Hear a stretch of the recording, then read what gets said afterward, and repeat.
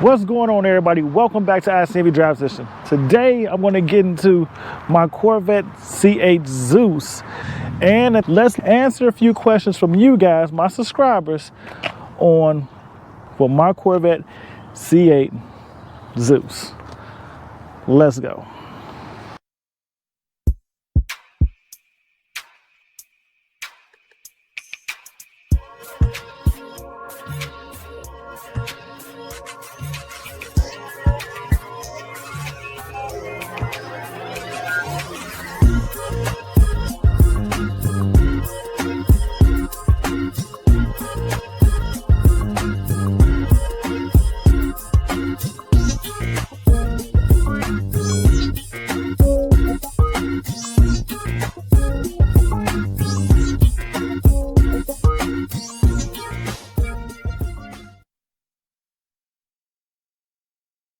Okay, I got Zeus in the background. I'm going to go ahead and answer some questions real quick.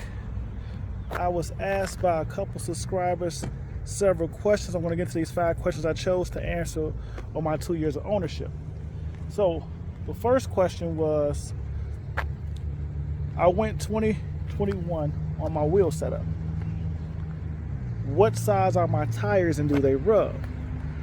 Well, there is no rubbing issue with my front tires, and I've been through 2 sets of tires.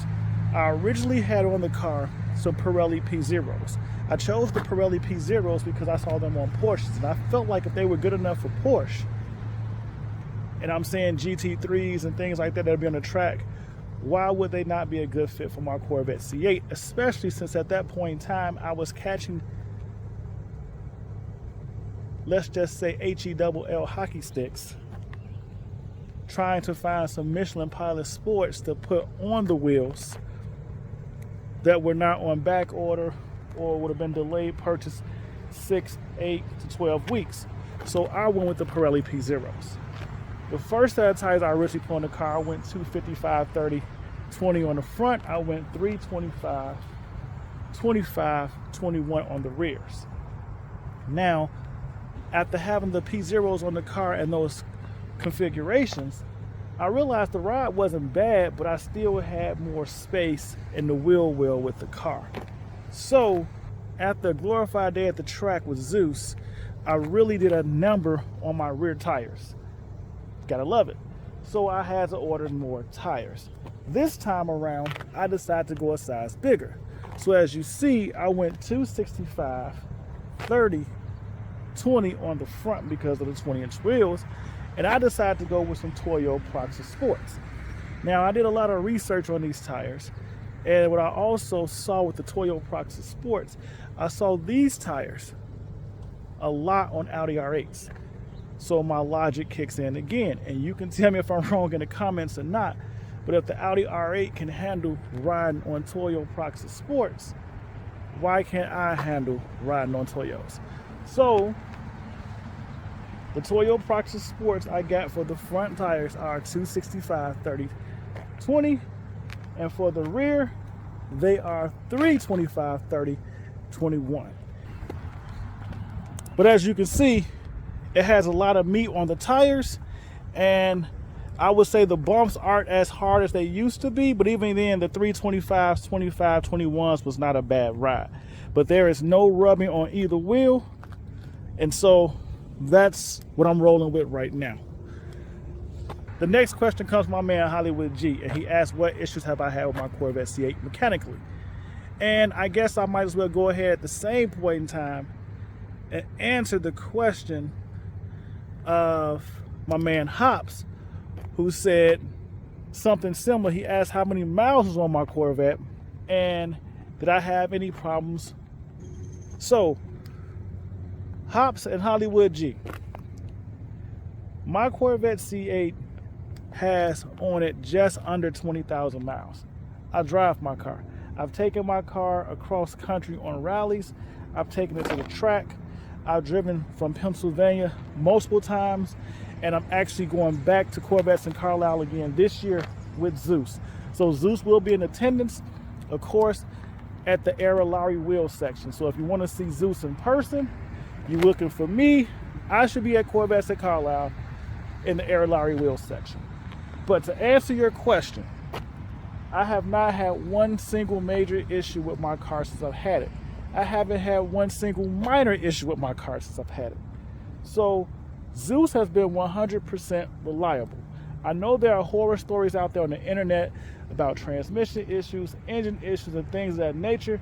I think most of those vehicles, and this is my personal opinion, I feel like most of those vehicles and those issues came up when GM was scrambling to find parts or switch manufacturers to continue producing Corvette C8s. There's always a grace period to decide if something's mechanically sound, if it fits right when you're building anything. But I think they threw a lot of stuff into the fire just to keep the units coming out. So for my Corvette C8, we're climbing in on 20,000 miles, and my plan is once Zeus hits about 30, I'm probably going to reduce the driving on him. But realistically, I only put about 6,000 to 8,000 miles on my car a year. We are technically over the 2-year ownership period. I'm really closing in on 3, but I've just been so busy I hadn't had a chance to get to this video. So right now, Zeus is sitting at 19,000 miles, but at the physical 2-year mark, he was just over 17,000. So I drive my car. There are no issues to date, nothing with the interior, exterior, or mechanically with my C8. I think this is the perfect time to take a quick break and ask you guys to hit that like button. Go ahead and hit that like button if you like the content you've seen so far, and join the ICNV Drive Edition community. Subscribe to the channel. Continue to help us grow, but also by joining the community, it's an interactive community. So if you leave a comment below, I will gladly respond. And if there's something you would like to talk about, hit me up on one of my social media platforms. I'll gladly get back to you with an answer. And possibly I'll make a video about the topic and drop it amongst the other videos and content that we have coming your way. So join the ICNV Drive Edition community. But for now, let's get back to this video.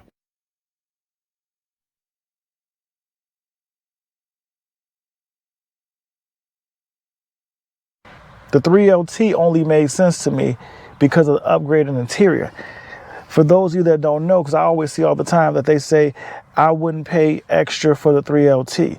Well, what you have to understand is, if you are into luxury cars, and I am, and you like luxury interiors, which I do, it does not make sense to me not to have a full leather dash to replace that with plastic. It does not make sense to me not to have the Alcantara, or AKA suede, as they say, head roof. I look at other cars, I look at other Corvette C8s, and when I see them in a lesser grade, when this stuff is plastic, it just doesn't have the same appeal to me. You can have your belief, but I have mine, and I just feel like upgrading to the 3LT made the most sense because it gave me the most luxury I could get with my car. So that's 3 down. Question number 4. Question number 4 is coming in from Big Smooth. Big Smooth asked me, is it hard seeing out my tinted windows at night? I would tell you this right here, Big Smooth. I didn't go as dark as a lot of people think they are. If you look at it, the perception is my windows are like midnight blacked out dark. But in all actuality, if you take a tint tester to my windows, my side windows are legitimately only 50%. My rear window, on the other hand,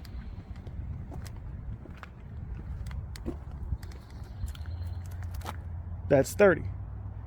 I didn't really go anywhere near a true blackout tint on Zeus. So although the look comes off like I want it to, like it's, when you look at it, almost like, oh, you can't see through there. But realistically, on certain angles, you can literally look straight through Zeus and there's no problem. Now, I didn't really want a blacked out where you can't see who's in the car look. I just wanted something whereas you couldn't look directly in my face at all times. So the tint on my car is 50%, on the side windows, 30% on the rear. The last question comes from my man, Straight 8 Racer. Now, he asked me, how fast have I gotten Zeus? This is actually a common question no matter where I go. A lot of people are intrigued to know how fast I've actually gotten Zeus up to. And I will sit there and tell you, I've been to a lot of events. I've been to drag strip race outs. I've been to track events and so forth.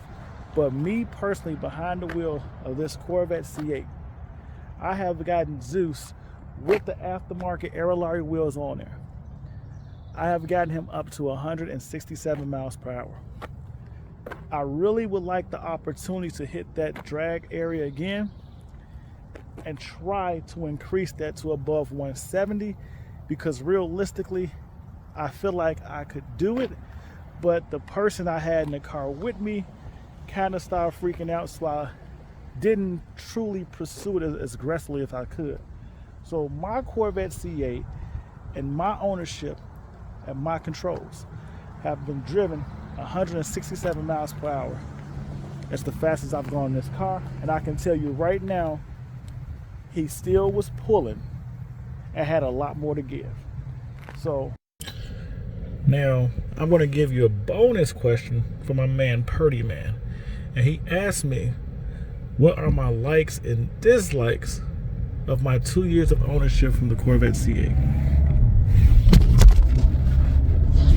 Now, what I can tell you is, first off, what I like about the car is the interior, what should I say, the technological advances. I own a C7, and the step up of this interior from a C7 is almost night and day.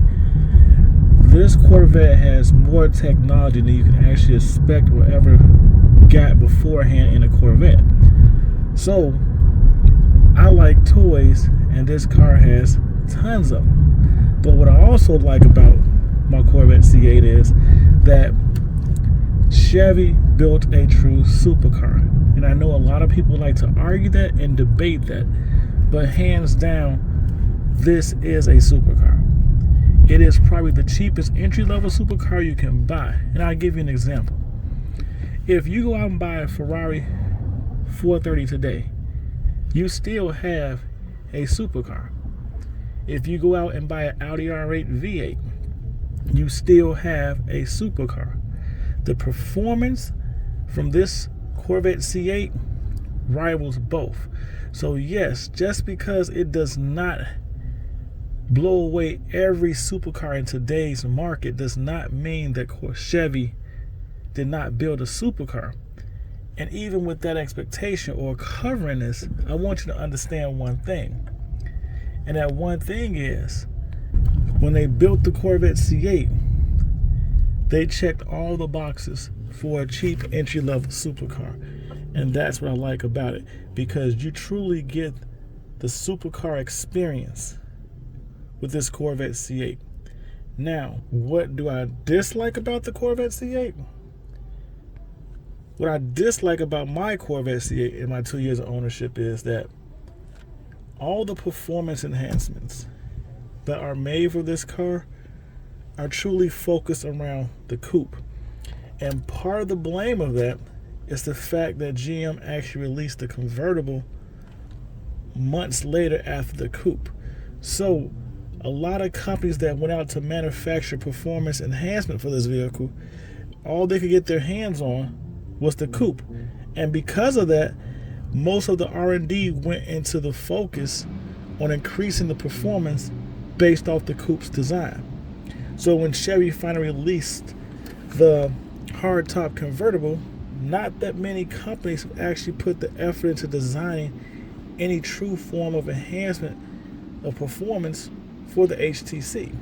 As a byproduct of GM's release, the convertible has actually not been able to get any type of performance enhancement, unlike Corvettes of the past.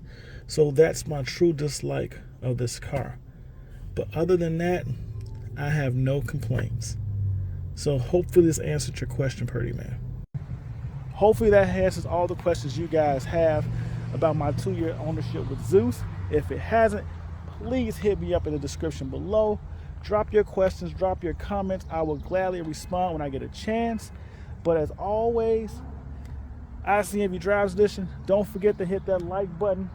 Like I said, if this is your first time to the channel, you enjoyed the content, subscribe, follow me. I have a lot more content with Zeus, and I got some other stuff I'm working on behind the scenes that I think you're going to enjoy as the channel continues to progress and grow. But as always, stay safe, stay blessed, and I will see you in these streets. Peace.